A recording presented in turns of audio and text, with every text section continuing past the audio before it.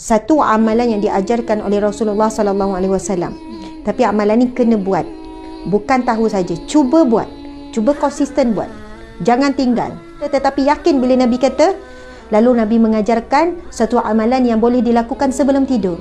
Kan? Bijak, hebat. Sebab A'udzu billahi minasyaitonir rajim. ini berdasarkan pengalaman saya sendiri sebagai wanita bekerja dan wanita suri rumah, juga pengalaman handle masalah orang. Masya Allah. Percaya bahawasanya semua masalah boleh diuruskan, boleh diatasi. Kemudian saya bagi dua keadaan. Satu keadaan suami bekerjasama untuk mengurangkan stres isteri, dan saya sekarang nak berkongsi keadaan yang mana tak boleh harap suami. Maksudnya kalian jangan letakkan masalah kalian selesai bila suami berubah. Ada orang kata, Ustazah, kalau suami saya bantu saya kurang sikit stres. So, kalau suami saya faham saya tak macam ni, Ustazah. Saya nak share bagaimana situasinya kita jangan letakkan stres ataupun tekanan kita akan selesai dengan orang lain. Dengan letakkan, Ustazah, kalau anak-anak saya macam anak-anak Ustazah, tak ada saya macam ni, macam tu. Ustazah, saya ni kan diuji dengan... Sekarang, subhanallah, tolong fokus. Kalau betul kita nak selesaikan masalah kita, kalau betul kita nak keluar daripada tekanan yang kita lalui sekarang, satu amalan yang diajarkan oleh Rasulullah sallallahu alaihi wasallam. Tapi amalan ni kena buat.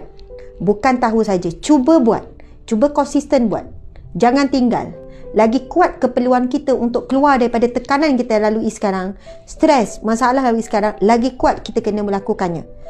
Tapi kalau orang yang tak buat, bermaksud dia sebenarnya tak tertekan sangat. Macam itulah, dia buat-buat je tertekan, emosi je lebih. Dia cipta tekanan tu sendiri, padahal tak tertekan sangat. Apakah maksud saya ialah, kalau benar anda tertekan, anda mesti akan buat. Tapi kalau anda tak buat, sebenarnya anda tak tertekan sangat. Sebab macam ni lah, kalau orang yang terdesak memerlukan rawatan, kan, contoh doktor kata kamu kanser stage 3, tapi kalau kamu buat rawatan ini, insya-Allah 98% kamu akan sembuh. Kita akan rasa terdesak tak?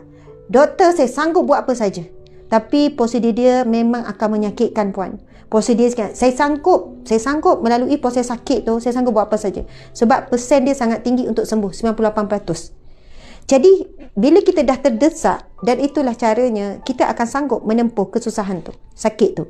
Jadi kalau betul kita sebenarnya memang tertekan, stres, kita memerlukan, jadi kita mesti tak akan tinggalkan. Tapi kalau kita buat, lepas tu mula komplain, tak nampak kesan pun Ustazah, tak ada apa.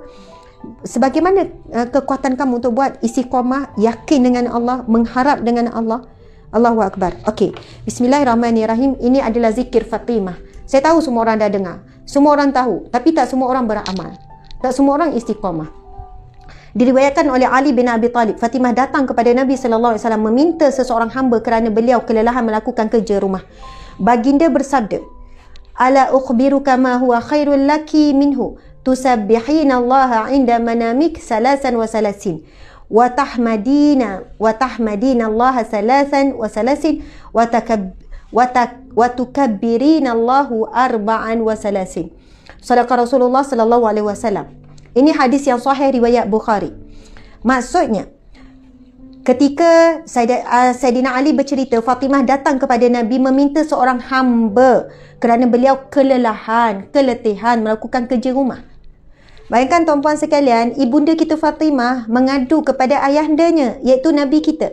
Penat buat kerja rumah. Kita kena faham, Sayyidatina Fatimah radhiyallahu anhu, Sayyidatina Fatimah seorang wanita yang sangat hebat, sangat cekal, kan, membesarkan anak-anak, dalam tempoh membesarkan anak banyak ditinggalkan suami. Sebab Sayyidina Ali selalu keluar pergi berjihad, pergi perang, bukan sehari dua, kadang makan masa berbulan, kan, makan masa berminggu. Lepas tu bukannya jarang-jarang, kalau tak pergi jihad, pergi berdakwah dan sebagainya, kan.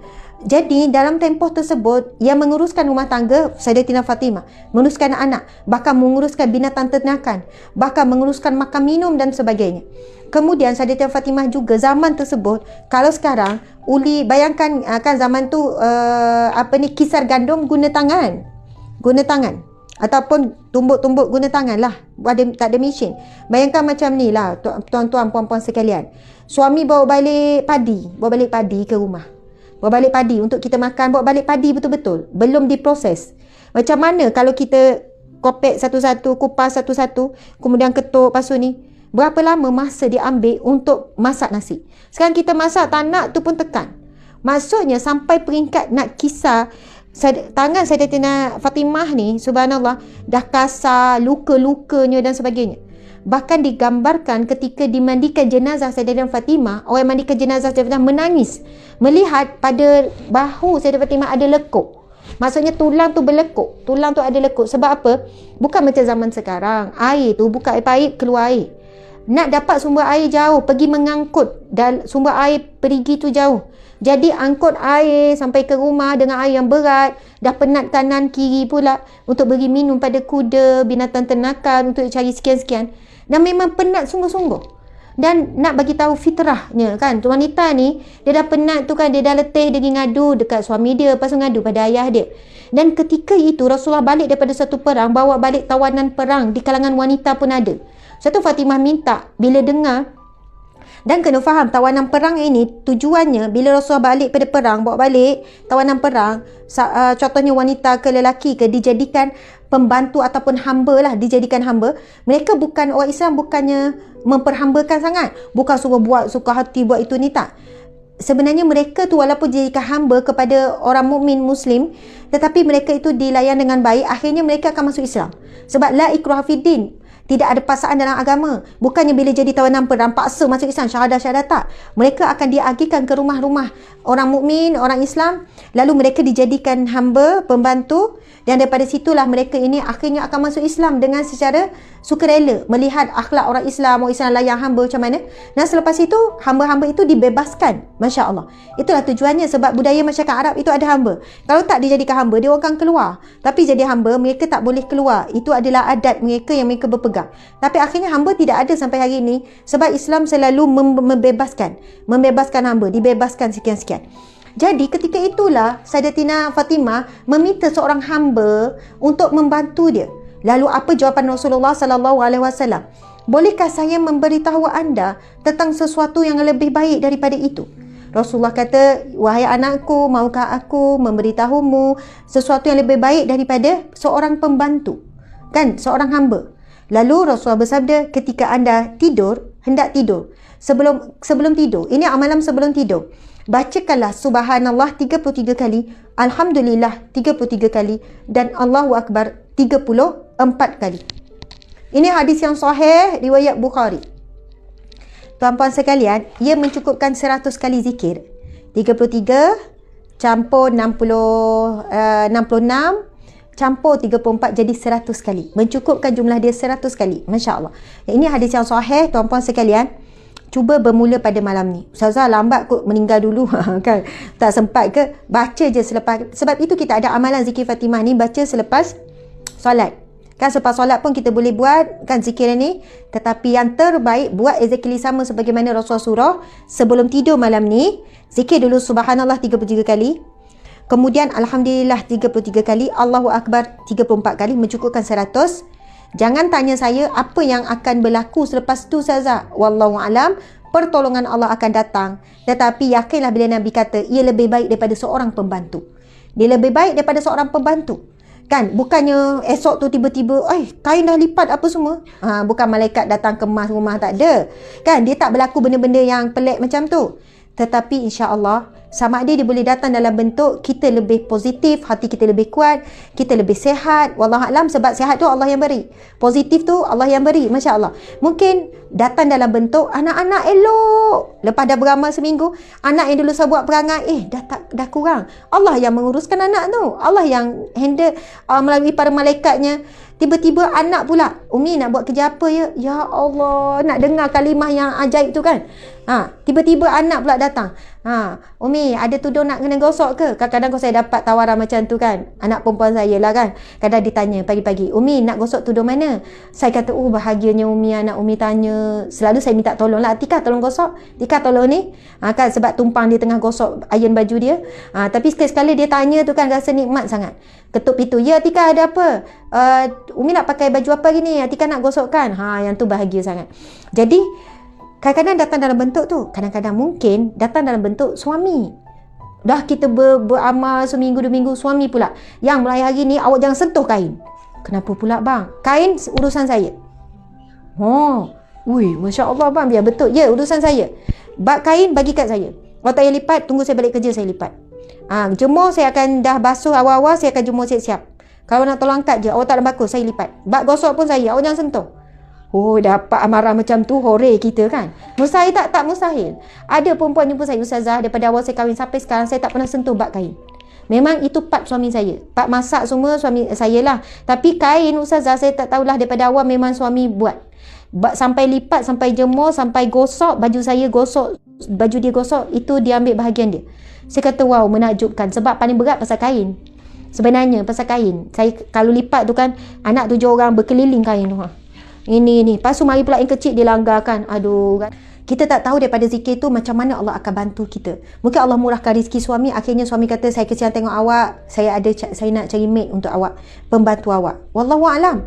Tapi jangan kita underestimate, kita pandang rendah kepada kuasa zikir dan kuasa doa. Wallahualam, bagaimana cara Allah akan bantu kita, tetapi yakin bila Nabi kata, amalkanlah wahai Fatimah, maukah kamu aku ajarkan sesuatu yang lebih baik daripada pembantu wahai Fatimah. Lalu Nabi mengajarkan satu amalan yang boleh dilakukan sebelum tidur. Kan? Bijak, hebat. Sebab apa? Kalau nak jadikan amalan ni selepas solat, kadang-kadang orang perempuan saya rumah dengan anak-anak, pas semayang je tak dan nak duduk, tapi sebelum tidur, anak dah tidur, kita pun sambil duduk baring pun. Ustazah, sambil baring boleh? Boleh. Dah penat baring sambil nak tidur tu kan, kalau saya lah tak sempat tu, dah lelap dulu. Tapi cuba. Subhanallah, subhanallah, subhanallah, subhanallah 33 kali. Alhamdulillah, alhamdulillah. Alhamdulillah tu kan, janganlah pula dengan muka masam. Alhamdulillah, senyum. Sebab kita puji Allah, segala puji bagi Allah. Alhamdulillah. Masa tu kenangkan nikmat Allah bagi. Alhamdulillah, nikmat Allah bagi aku hidup lagi ini. Alhamdulillah, tengok suami sebelah walaupun berkeruh, ada suami. Alhamdulillah, anak-anak pun sihat. Alhamdulillah, rumah. Alhamdulillah, banyak sangat nak disyukuri. Kan? Puji Allah mestilah dengan wajah yang memuji kan. Kalau saya puji orang, saya puji Syirah. Syirah, cantik nampak ini. Muka marah. Syirah pun confused. Ustazah ni puji ke marah?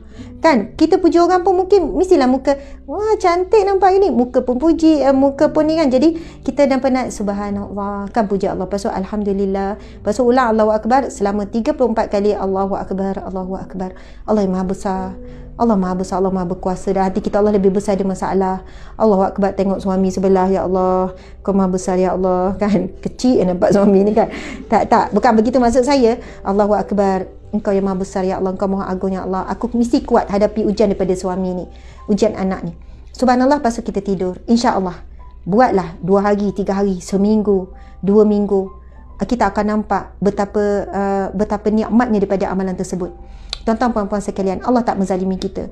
Allah beri kita ujian, Allah beri jalan keluar. Allah beri kita masalah, Allah beri kita kekuatan untuk hadapi masalah.